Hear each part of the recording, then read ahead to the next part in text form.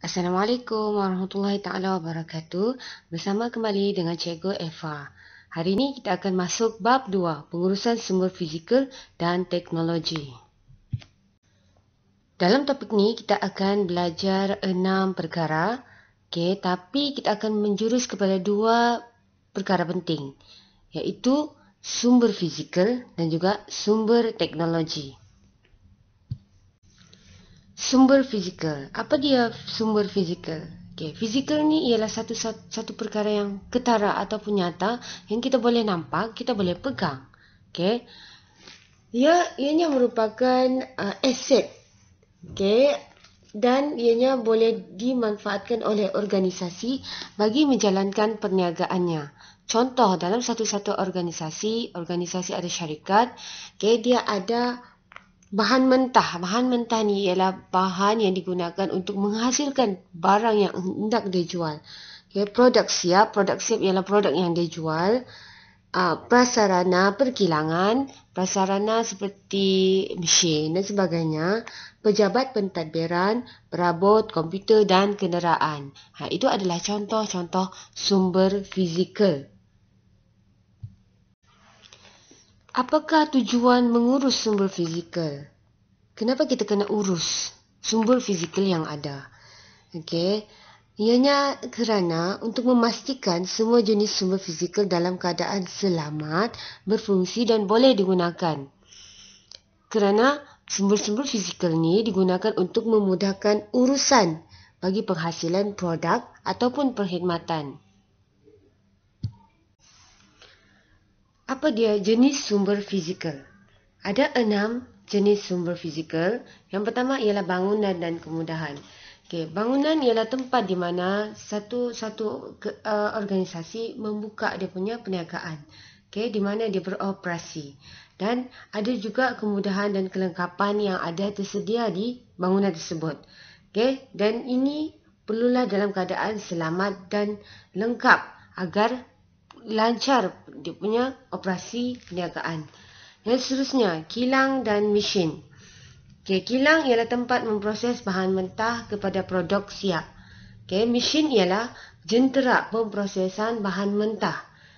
Oleh itu, penyelenggaraan kilang dan mesin amat penting, okay, bagi memastikan semua mesin dalam keadaan baik dan boleh menghasilkan produk yang baik. Yang ketiga, peralatan teknologi maklumat dan komunikasi ICT. Okay, semua peralatan yang digunakan dalam operasi sesebuah perniagaan seperti telefon, komputer, mesin cetak dan telefon pintar perlu diurus dengan baik. Okay, kerana peralatan ini akan mempercepatkan dan memudahkan urusan perniagaan. Yang keempat, bahan mentah. Okay, bahan mentah ni digunakan untuk mengeluarkan suatu barang atau produk. Okay, sehingga menjadi satu barang siap. Dan bahan-bahan mentah ini perlu diurus dengan teliti agar tidak berlaku kerosakan pada bahan-bahan mentah sebelum diproses. Yang kelima, stok. Okay, barang siap atau barang dagangannya sedia untuk dijual perlu disimpan di dalam stor atau gudang dan perlu diperiksa secara berkala untuk memastikan stok sentiasa ada apabila dikehendaki. Okay, itu stok. Yang terakhir ialah produk siap. Produk siap ialah barang akhir setelah siap diproses dan sedia untuk dijual di pasaran. Ianya terdiri daripada barang keperluan dan barang kehendak. Perlu diurus dengan sistematik bagi memastikan kualiti produk berada dalam keadaan yang baik.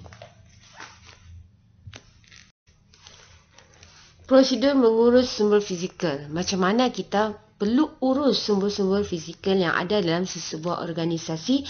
Ada 2. Okay, yang pertama, kita perlu ada pelindungan insurans dan keselamatan. Apa dia insurans ni? Insurans ni antaranya yang boleh diambil ialah insurans kebakaran, melindungi bangunan, mesin, stok serta kilang daripada kebakaran. Kemudian insurans kecurian, okay, melindungi perniagaan daripada kehilangan atau kerosakan akibat rompakan ataupun kecurian. Semua aset usahawan akan dilindungi.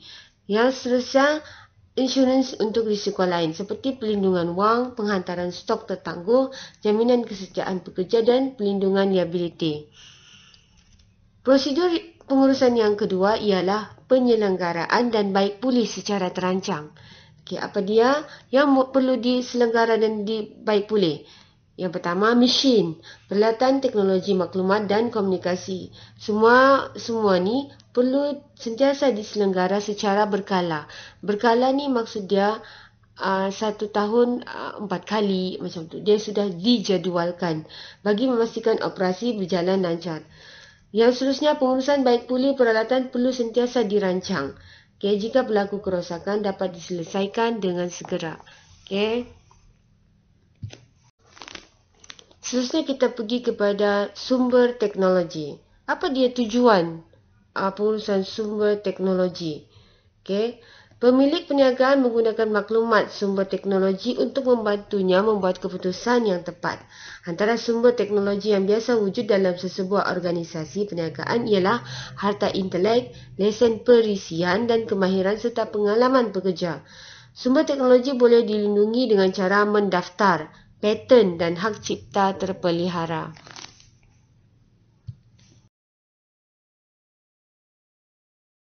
Seterusnya kita tengok jenis sumber teknologi. Ada 3 jenis sumber teknologi. Yang pertama ialah harta intelek, yang kedua lesen perisian, yang ketiga kemahiran dan pengalaman.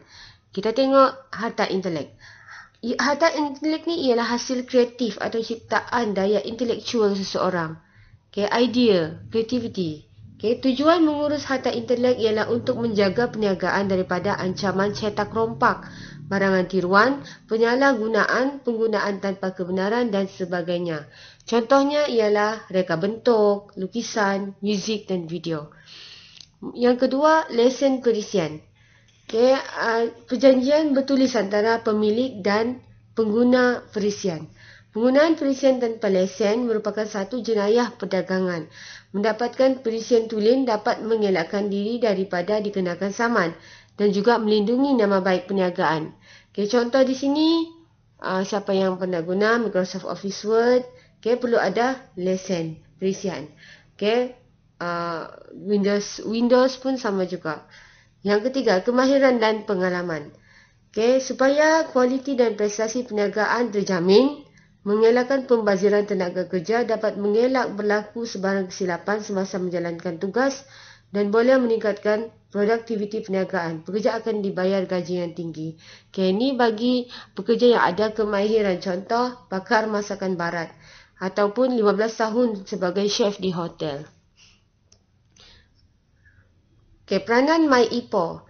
Siapa pernah dengar? Perbadanan Harta Intelek Malaysia, Intellectual Property Corporation Malaysia. Ini adalah satu badan yang memantau, menggalakkan dan juga memberi nasihat dari segi harta intelektual. Memantau pembangunan harta intelektual di Malaysia, menggalakkan lebih ramai orang menjadi pemilik harta intelek, memberi nasihat dalam semakan semula dan mengemaskini perundangan harta intelek. Contoh, sekiranya kamu ada satu idea untuk menghasilkan satu produk, kamu boleh patentkan ataupun daftarkan harta intelek ni di MyIPO. Bagi memastikan kamu punya produk tu terjaga daripada ditiru.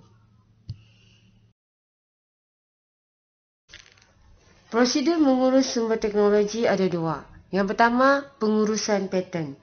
Pengurusan paten. Paten ialah hak eksklusif atau satu reka cipta, sama ada berupa satu produk atau satu proses untuk menghasilkan sesuatu yang baru.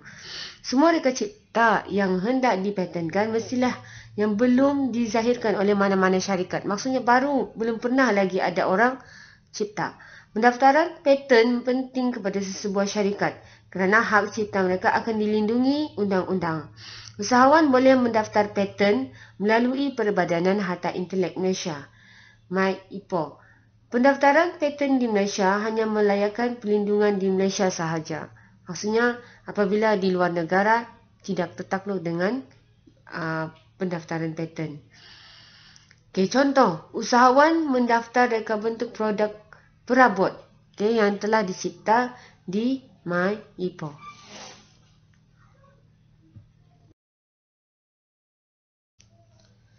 Prosedur mengurus sumber teknologi yang kedua ialah pengurusan hak cipta terpelihara. Pernah dengar hak cipta terpelihara?